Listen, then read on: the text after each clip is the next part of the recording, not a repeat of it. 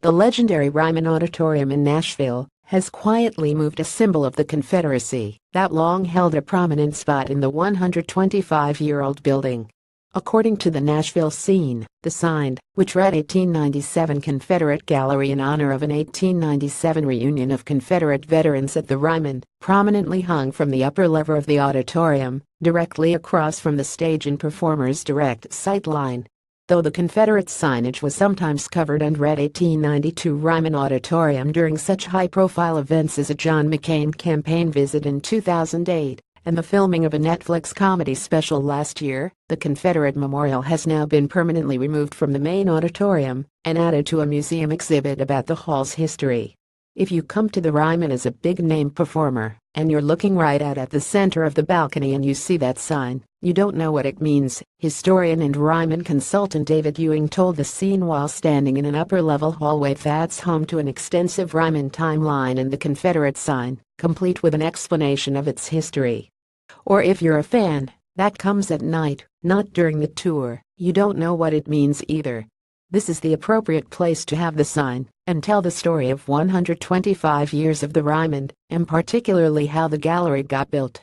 Read more. Harry Styles covers Little Big Town's Girl Crush at Nashville concert. Ewing said the sign was added a few months after thousands of former Confederate soldiers visited the Ryman for their annual reunion, with a local plantation owner and Confederate general leading a fundraising campaign to build the upper gallery of the Ryman to make enough room for the gathering.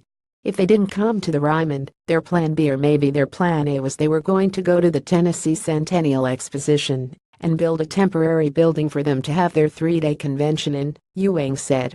The temporary building would have cost a little over $2,000 in 1897 money, and they had budgeted that, and since they came to the Ryman they didn't have to build a temporary building.